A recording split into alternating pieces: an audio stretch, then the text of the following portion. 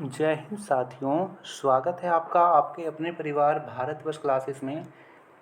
तो बच्चा, इस वीडियो में हम क्लास 11th 6 जुलाई 2024 का वीकली टेस्ट इकोनॉमिक्स में आने वाले वेरी इंपॉर्टेंट क्वेश्चंस को कर रहे हैं और यह मॉडल सेट 1 है। ठीक है, वीडियो को जल्दी से लाइक कर दीजिए और चलिए स्टार्ट करते हैं मोस्ट इम्पॉर्टेंट क्वेश्चंस।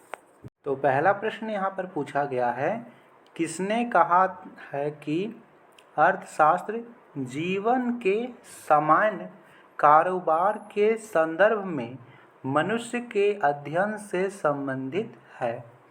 विकल्प दिया गया है Adam Smith, Alfred Marshall, Samuelson, Robinson.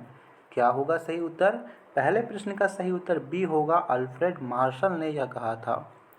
दूसरा प्रश्न है यहाँ पर, अपनी विभिन्न आवश्यकताओं की पूर्ति करने हेतु किया जाने वाला क्रय कहलाता है? उत्पादन, उपभोग, वितरण, विनिमय। दूसरे प्रश्न का सही उत्तर बी होगा, उसे हम उपभोग कहते हैं। तीसरा प्रश्न है, जब व्यक्ति वस्तुएं खरीदते हैं तब वे क्या कहलाते हैं? उत्पादक, विक्रेता, उपभोक्ता या विनिमयकर्ता। बताइए बच्चा, जब हम वस्तुओं को खरीद रहे हैं, उसका उपभोग कर रहे हैं, तो उपभोक्ता कहलाएंगे। Option C, consumer. चौथा प्रश्न दिया गया है, बाजार में विक्रय हेतु वस्तुओं का विनिर्माण सामान्यता कहलाता है? क्या कहलाता है? उत्पादन, विनिमय, उपभोग या वितरण। सही उत्तर क्या होगा? तो चौथे प्रश्न का सही उत्तर ए होगा, उत्पादन कहलाता। पांचवा प्रश्न दे रखा है, कोई किसान गेहूं उपजाता है, यहाँ किसान क्या है? एक उपभोक्ता, एक उत्पादक, एक वितरणकर्ता, एक विनिमयकर्ता। तो यह क्या है? यहाँ किसान क्या है? यहाँ किसान एक उत्पादक है। Option B is the right answer. छठा प्रश्न है, श्याम गेहूं से आटा का विनिर्माण करता है, यहाँ श्याम क्या है? एक उत्पादक, एक उपभोक्ता, एक वितरणकर्ता या एक विनिमयकर्ता। आटा का क्या कर रहा है? विनिर्माण कर रहा है, तो वह एक उत्पादक है। सही उत्तर ए होगा, एक उत्पादक। सातवां प्रश्न है, जब व्यक्ति स्वयं के लाभ के लिए वस्तुएं बेचते हैं तब वे कहलाते हैं?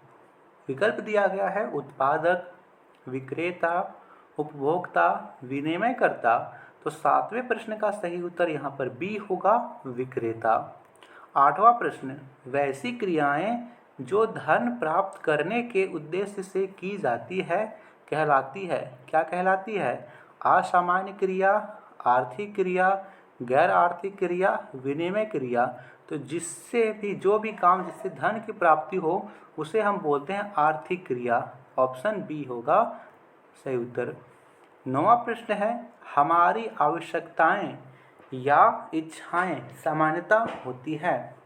सीमित, अत्यधिक, सीमित, अधिक, असीमित या अत्यधिक।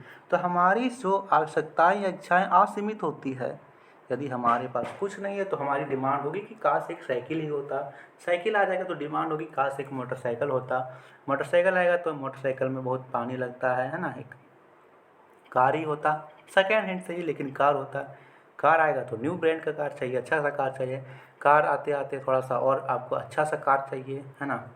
कार में भी 3-4 करोड़ तक की कार की डिमांड हो जाती है। कार में भी सुविधा नहीं लग रहा है तो एक प्राइवेट जेट चाहिए, प्राइवेट प्लेन चाहिए। सभी तो मानव की इच्छाएं जो असीमित हैं। 10वां प्रश्न दे रखा है, हमारी आवश्यकताओं की पूर्ति के साधन समता होते हैं? अधिक, अत्यधिक, सीमित या असीमित। बताना है। 10वें का सही उत्तर क्या होगा? सही उत्तर सी होगा, असीमित होते हैं। 11वां प्रश्न, चयन की समस्या सामान्यता है? एक सामान्य समस्या, एक आर्थिक समस्या, एक अनार्थिक समस्या, एक काल्पनिक समस्या। तो चयन की समस्या एक आर्थिक समस्या होती है, बी सही होगा। 12वां प्रश्न, सामान्यता आर्थिक समस्या की जड़ क्या है? इच्छाएं, प्रचुरता, अभाव या अज्ञानता। तो सामान्यता आर्थिक समस्याओं की जो जड़ है वो है अभाव। ऑप्शन सी सही होगा। 13वां प्रश्न, संसाधनों का प्रयोग चयन की समस्या को उत्पन्न करता है?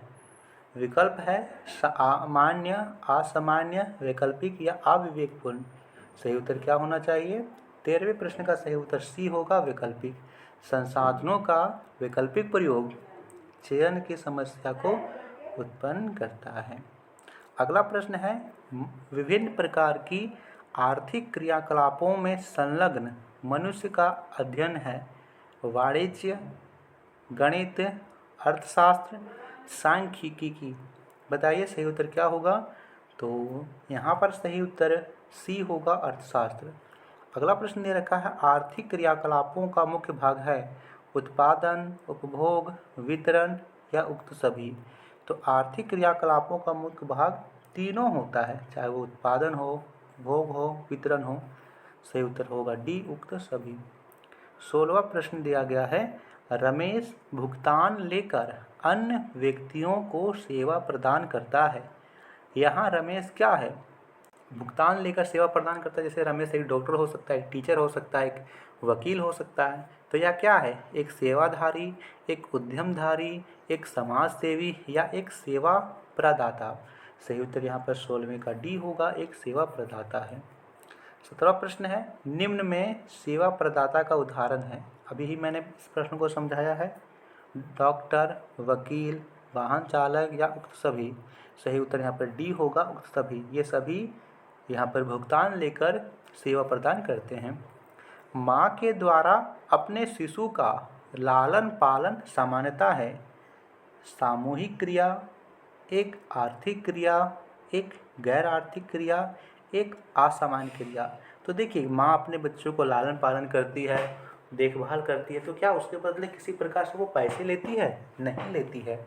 तो यह एक गैर आर्थिक क्रिया है। बिना धन प्राप्ति के उद्देश्य से किया जाने वाला क्रिया गैर आर्थिक क्रिया कहलाता है। Option C is the right answer.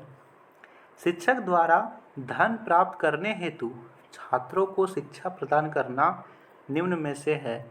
एक असामान्य क्रिया, एक सामाजिक क्रिया, एक आर्थिक क्रिया, एक गैर आर्थिक क्रिया। तो सही उत्तर यहाँ पर सी होगा, एक आर्थिक क्रिया। 20वां प्रश्न है, निम्न में से मनुष्य के आम जीवन के कारोबार को प्रभावित करते हैं? विकल्प है सुनामी, भूकंप, कोविड या उक्त सभी। सही उत्तर क्या होगा? सही उत्तर डी होगा। ये सभी जो हैं वो मनुष्य के आम जीवन के कारोबार को प्रभावित करते हैं। तो ये था very very very important questions का सेट 1। वीडियो को ज़्यादा से ज़्यादा शेयर कीजिए और आप नए हो भारतवर्ष क्लासेस को तो सब्सक्राइब ज़रूर कीजिएगा बच्चा। PDF वगैरह के लिए आप हमारे व्हाट्सएप ग्रुप को ज्वाइन कर सकते हो, लिंक डिस्क्रिप्शन में है। धन्यवाद।